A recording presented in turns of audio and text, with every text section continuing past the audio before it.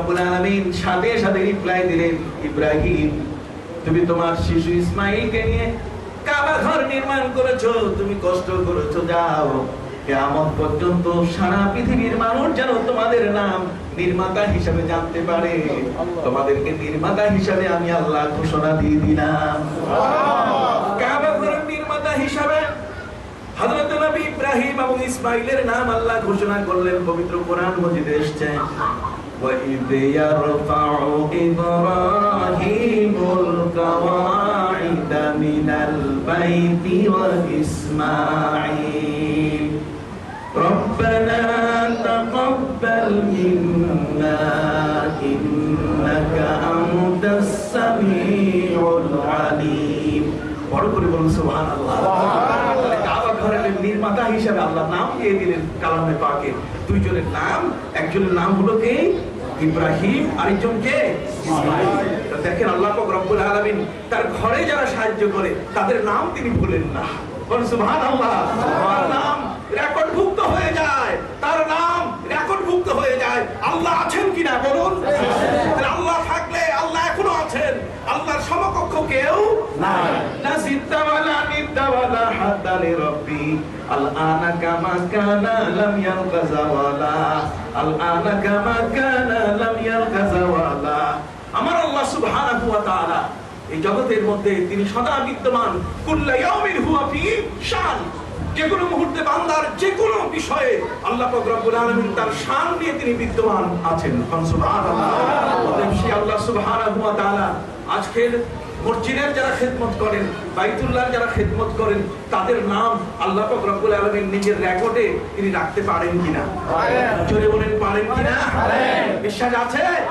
হাত তুলে দেখান দেখি, বিশ্বাস আছে? আল্লাহু আকবার বলেন। আল্লাহু আকবার।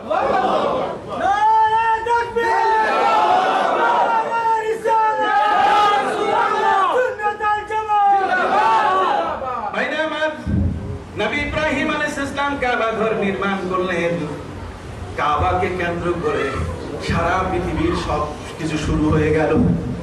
কাবাকে কেন্দ্র করে এই জন্য আল্লামা ইকবাল তিনি তার কবিতার মধ্যে বলেছেন, দুনিয়া কি বুদগদু মে ও পহলা ঘর খুদা কা, দুনিয়া কি বুদগদু মে ও পহলা ঘর খুদা কা, हम उसके पासिबा है वो पासिबा है हमारा, हम उसके पासिबा है वो पासिबा है हमारा।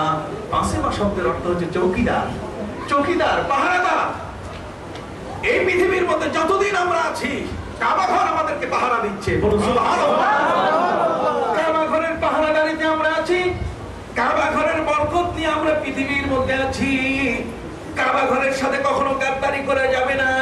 এই জন্য পবিত্র কোরআন মজিদে আল্লাহ ওই ঘর সম্পর্কে বলে দিলেন, কাবা ঘর এটা তোমাদের জন্য এমন একটা বরকত এবং রহমত নেমতের ঘর বান্দা বানাই দিয়েছি। ফালিয়াবুদু রাব্ব হাদাল বাইতিল্লাযী আত'আমাহুম মিন জু' ওয়া আমানাহুম মিন খাউফ। বড় করে বলুন সুবহানাল্লাহ। আল্লাহ বলেন, তোমার ঘরে অর্থের প্রয়োজন, তোমার ঘরে টাকা কড়ির প্রয়োজন, তোমার ঘরে ডলার, ইউরো, পাউন্ড সহ অর্থ কড়ি সম্পদের তুমি মালিক হতে চাও, খবরদার তুমি আর কোথাও যাওয়ার প্রয়োজন নাই। তুমি আল্লাহর ওই ঘরের মালিকের ইবাদত করো। কাবা ঘর এর মালিক যিনি, আল্লাহর ইবাদত করো সেদিকে ফিরে।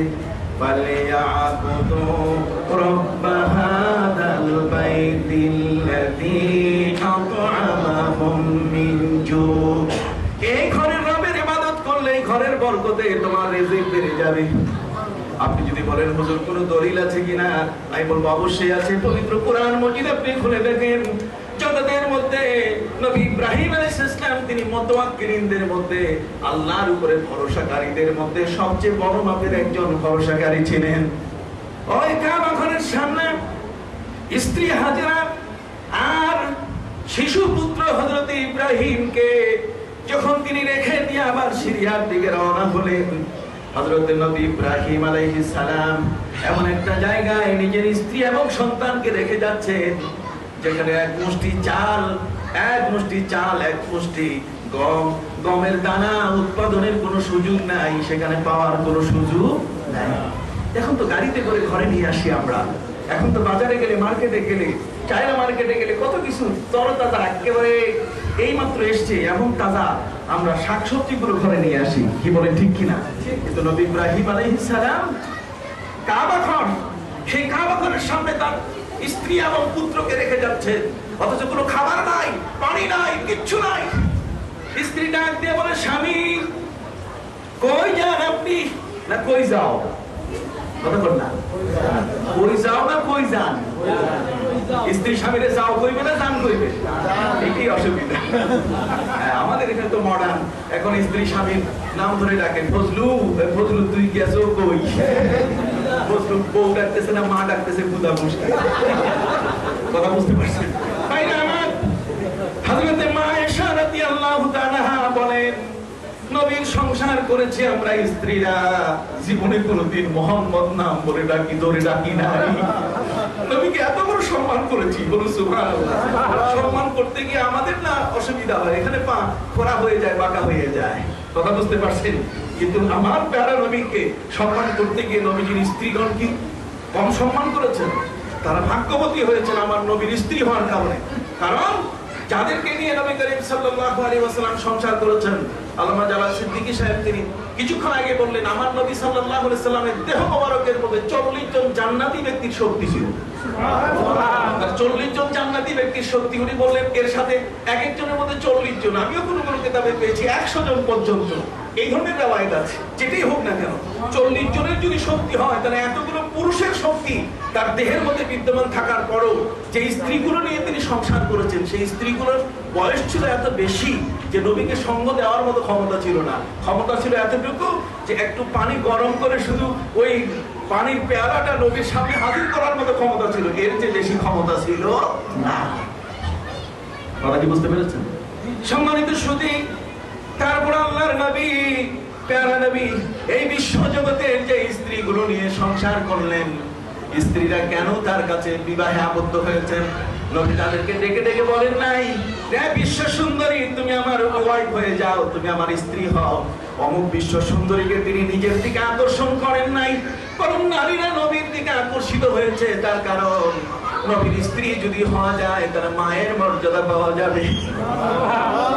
কোরআন মাজিদে আল্লাহ রাব্বুল আলামিন বলেন, নবীর টাচে গেলে মর্যাদা বেড়ে যায়, পরশ পাথরের টাচে গেলে লোহা পরশ পাথর হয়ে যায়। পবিত্র কোরআন মাজিদে আল্লাহ রাব্বুল আলামিন বলেন, আন-নাবিয়্যু আওলা বিল মুমিনিনা মিন আনফুসিহিম ওয়া আজওয়াজুহু উম্মাহাতুহুম। নবীর কাছে আসার কারণে এই বৃদ্ধ বয়সী মহিলারা নবীর স্ত্রী হওয়ার কারণে তারা মায়ের মর্যাদা পেয়েছে। সুবহানাল্লাহ। আর আমরা নবীর উম্মত হওয়ার ভাগ্য লাভ করে আমরা খায়রে উম্মত, শ্রেষ্ঠ উম্মত হওয়ার যোগ্যতা লাভ করেছি, মর্যাদা পেয়েছি। চিৎকার দিয়ে বলুন না সুবহানাল্লাহ।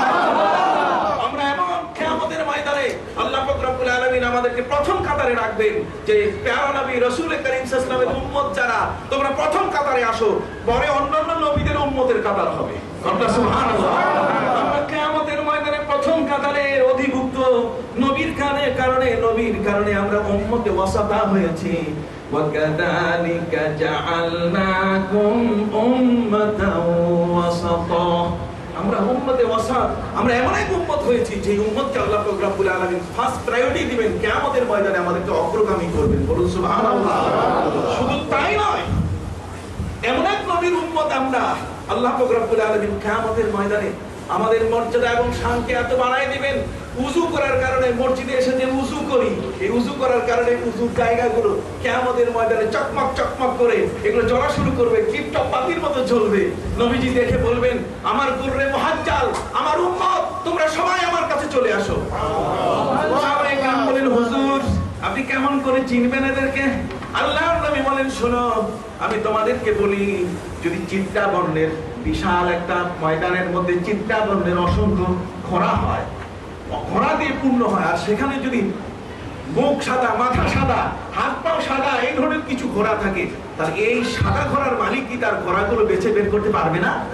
আমার নবী বলেন কিয়ামতের ময়দানে আমার উম্মত যারা নামাজের জন্য উযু করেছে, যারা মসজিদে করেছে, তাদের আমলনামায় যে আসর তার ওই উযুর যে স্পটটা তার হাতের মধ্যে লেগে আছে, উযুর যে নূরটা তার হাতের মধ্যে লেগে আছে, কিয়ামতের ময়দানে এটা জ্বলতেই থাকবে। আর এটা দেখে আমার নবী যে আমাদেরকে দেখে তিনি তার দলভুক্ত করে আমাদের জন্য শাফাআত করবেন। আরো জোরে কন্যা সুবহানাল্লাহ। যাহোক বলতেছিলেন হযরত নবী ইব্রাহিম আলাইহিস সালাম স্ত্রী এবং শিশুকে রেখে যাচ্ছেন কাবা ঘরের সামনে, কাবা ঘরের হেফাজতে রেখে যাচ্ছেন। কাবা ঘরকে তারা মুছবেন, পরিষ্কার করবেন। কাবা ঘরের সামনে রেখে যাচ্ছেন। স্ত্রী ডাকতে বলে, স্বামী আপনি যান কই? মশকে অল্প একটু পানি, ছোট্ট একটি শিশু, এই শিশু আর মশকের পানি এতটুকু দিয়ে কেমন করে জীবন ধারণ করা সম্ভব? হযরত ইব্রাহিম আলাইহিস সালাম বলে দিলেন,